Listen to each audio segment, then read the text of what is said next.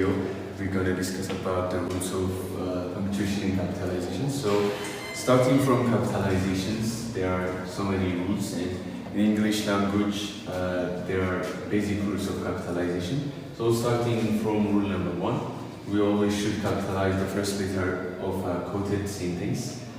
For example, he said treat her as you would your own daughter.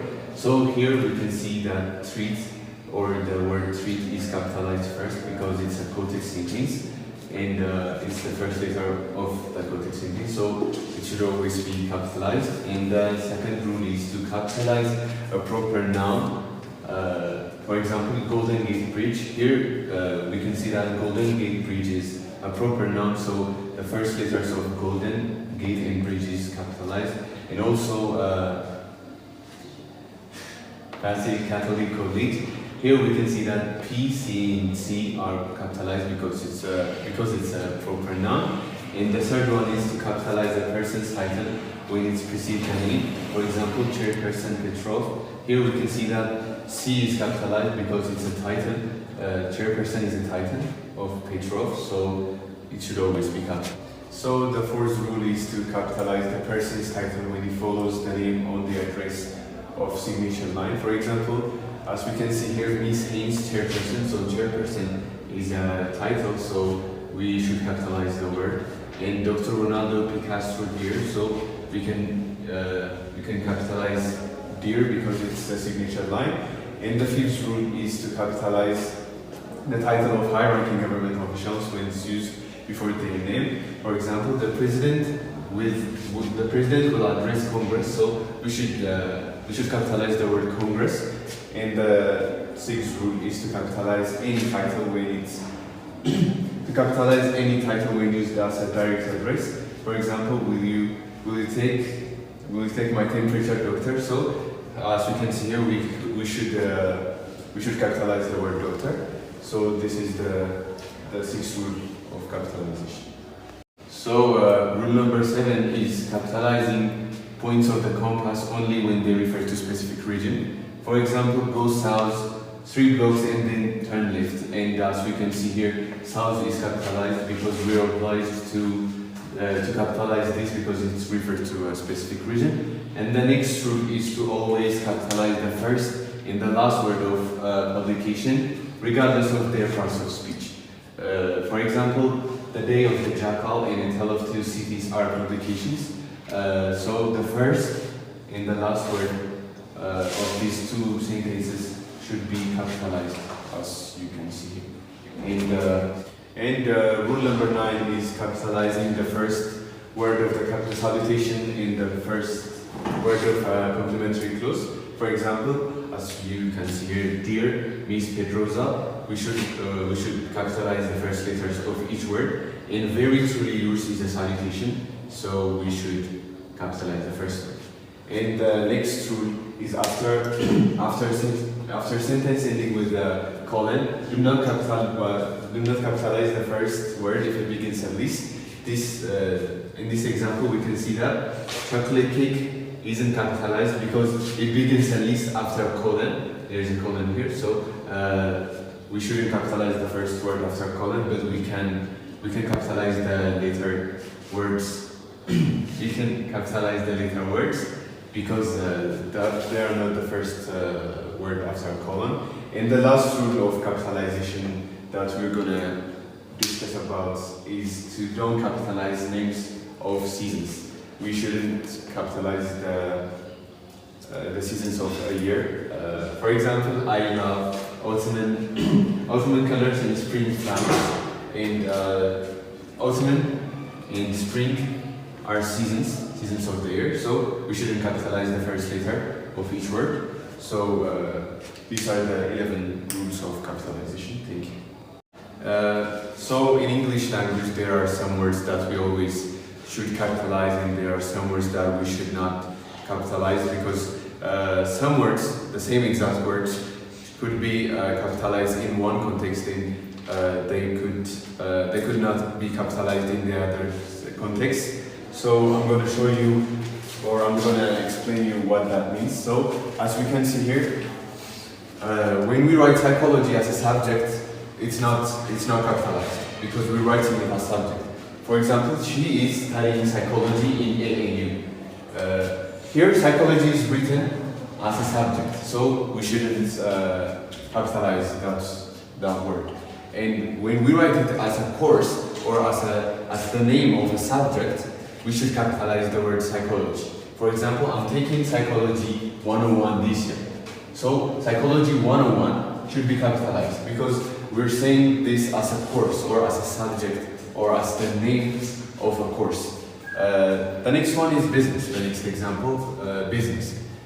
We shouldn't capitalize the word business here because it's written as a subject. And for example, I would like to study business. If somebody says this, business is a subject here. Business is a subject. So we shouldn't capitalize the word. And here, when we write it as a course, for example, global business, if there is some business course that is called global business, we should capitalize it because we're writing it as the name of a subject. For example, he's taking a course called global business. So global business is a noun. So we're not taking it as a subject, so we should capitalize the word global business. So the next example is bank, a place or name of place. Bank is a place. It's just a random word, so we shouldn't capitalize it if it's there as a subject. So bank is a place.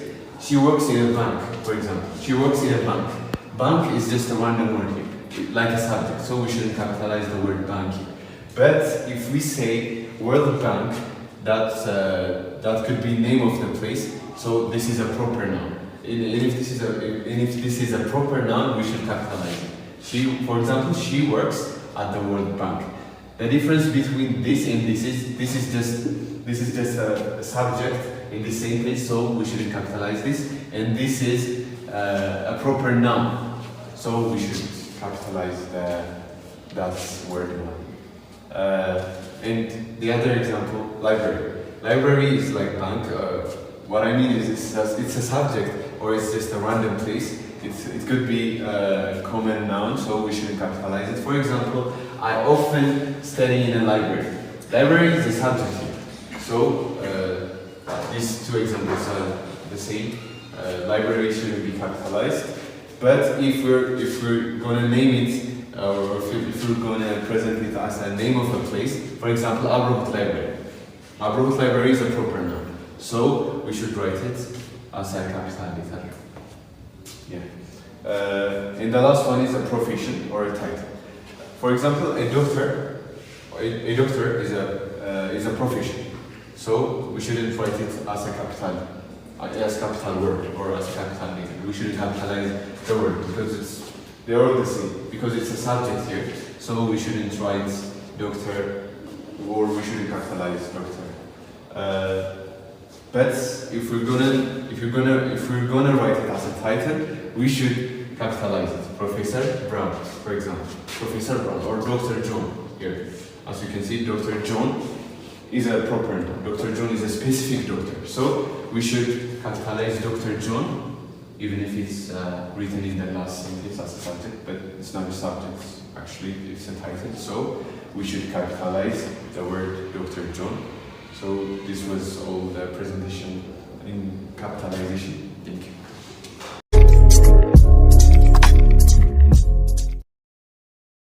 So earlier in this video we talked about how to capitalize some words and the basic rules of capitalizations, and now we're going to discuss about punctuations and the different types of punctuation marks.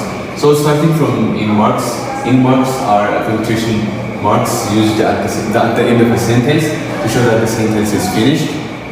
So there are different types of in marks. For example, the period, exclamation mark and question marks are the basic types of in marks. So starting from the period or full stop, you can see here that the mark is a dot. It's used to mark the end of a statement.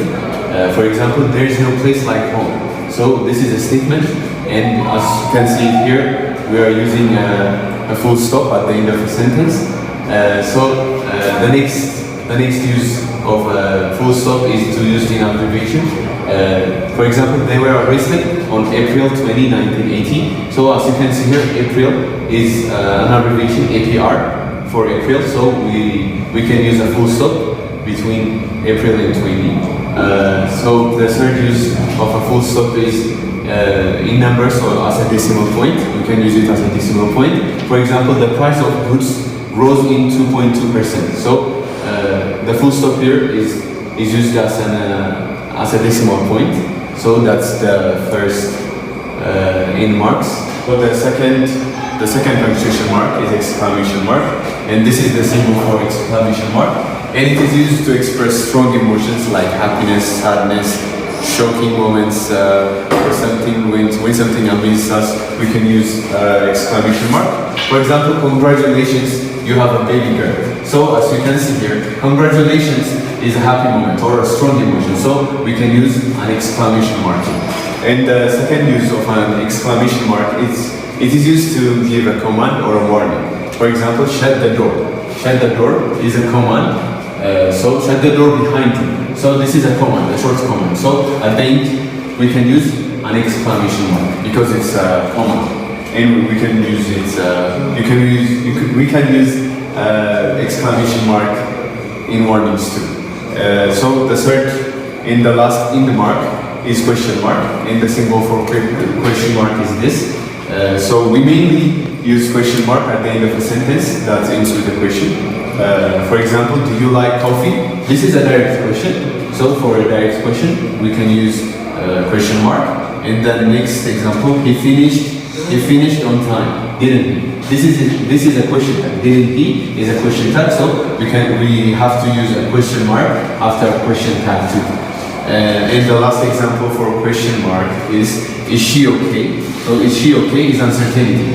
We are uncertain when we're saying this. So uncertainty, we can use question mark for uncertain questions too. So as you can see it here, we can use question marks at the end of any question at the end of any sentence that is written in question. One type of punctuation is hyphen or dash. A hyphen is a horizontal line used within words. So this is the symbol for hyphen. It's a simple dash, and we can use hyphens as a compound modifiers before a noun. That means this is a noun, so we can use a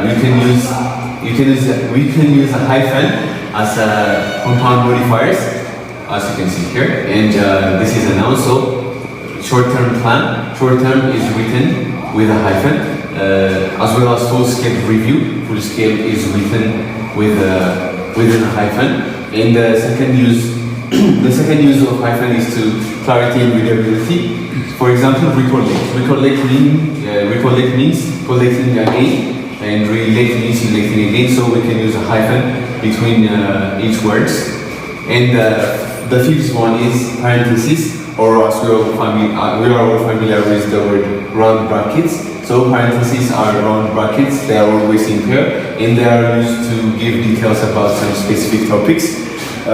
For example, he lived in Khartoum. Khartoum is a specific topic, so the round brackets or parentheses gives us further information about Khartoum or about that specific topic. So Khartoum is the capital of Sudan. So we write this with an open bracket or a parenthesis. And the sixth type of punctuation mark is apostrophe. Apostrophe is a simple comma above a word or a letter. So apostrophe has two major uses. The first one is to show possessions. For example, the children's room. So the room